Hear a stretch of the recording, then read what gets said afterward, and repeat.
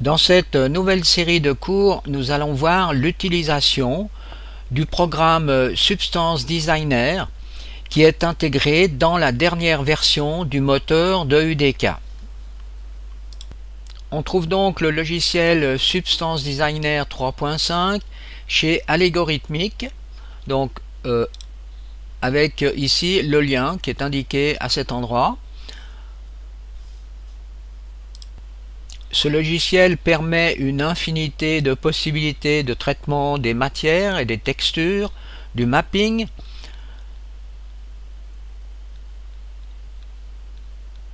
On voit ici donc on est optimisé pour le moteur de Unreal Engine, donc dans la dernière version, donc 2013.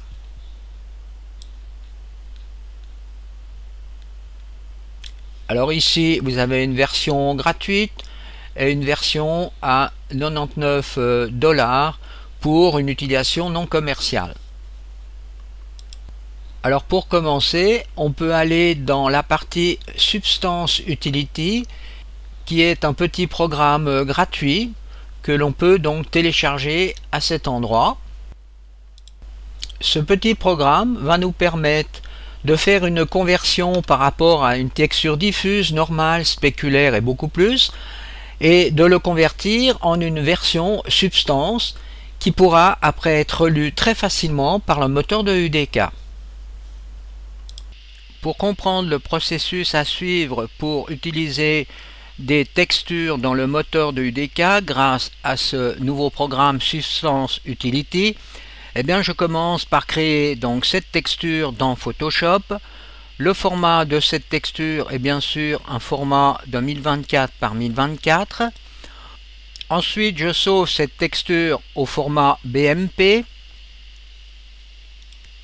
Je l'appelle par exemple Brick Substance.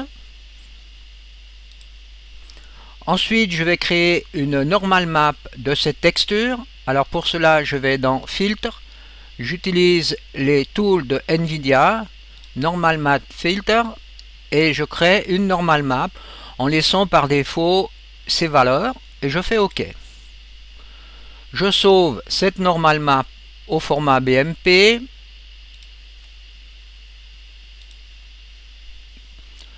Que j'appelle Brick Substance trait normal.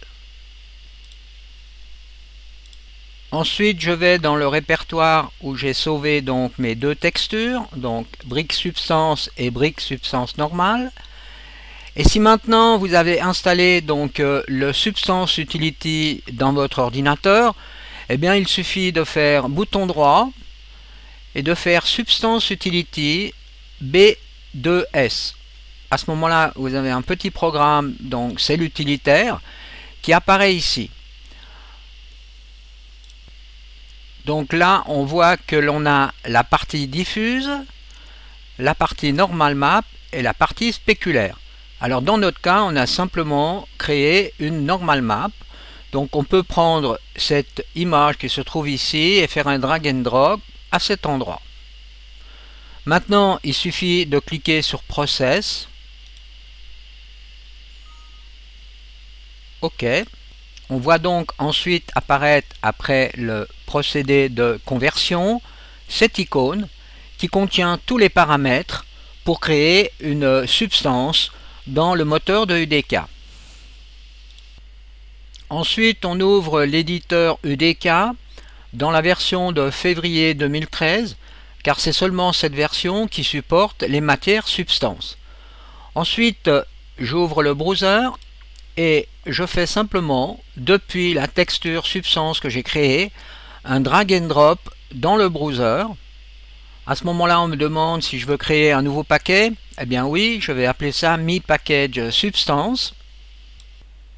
Ensuite, je garde le nom Brick Substance et simplement ici, je clique à cet endroit pour activer la création d'un matériel par défaut. Et je peux faire OK to All. Et à ce moment-là, vous voyez apparaître donc dans le package substance la matière substance.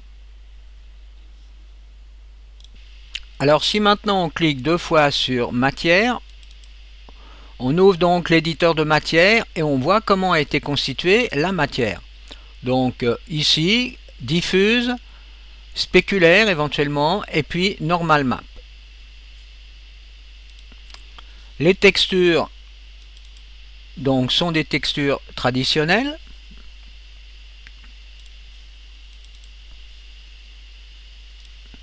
On peut ensuite appliquer cette matière sur le cube. Et si l'on clique maintenant sur Substance Graph Instance, eh bien on ouvre un éditeur qui va nous permettre de faire de la manipulation des paramètres de cette matière. Et ceci en temps réel. Donc la force de cette matière substance est de pouvoir agir sur différents paramètres donc que l'on voit ici à cet endroit et regarder en même temps ici que les matières sont absolument modifiées en temps réel. Alors commençons simplement par jouer sur la luminosité.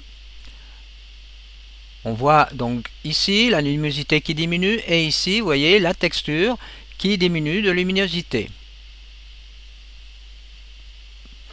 On peut changer donc la couleur.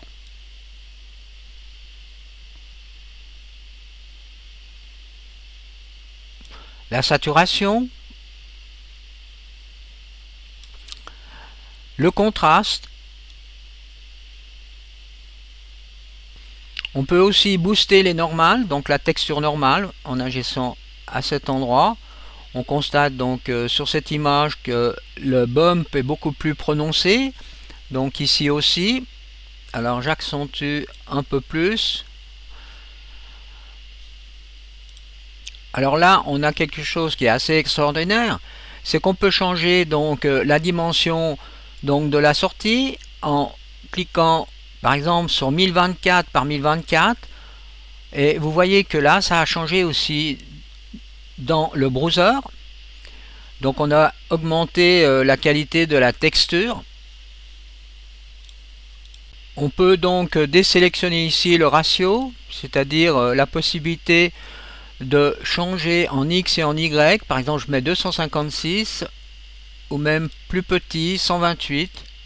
Là, on voit donc le flou qui apparaît sur le mur.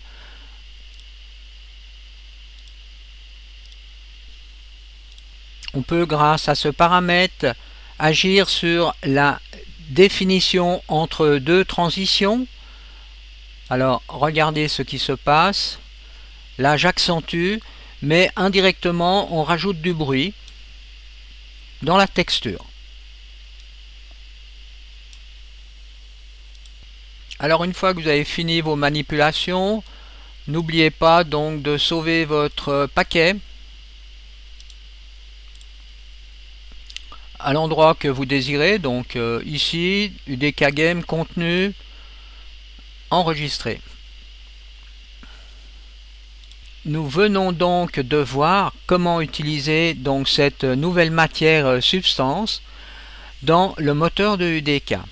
Donc ceci sera la fin de cette première partie sur les techniques utilisées avec Substance.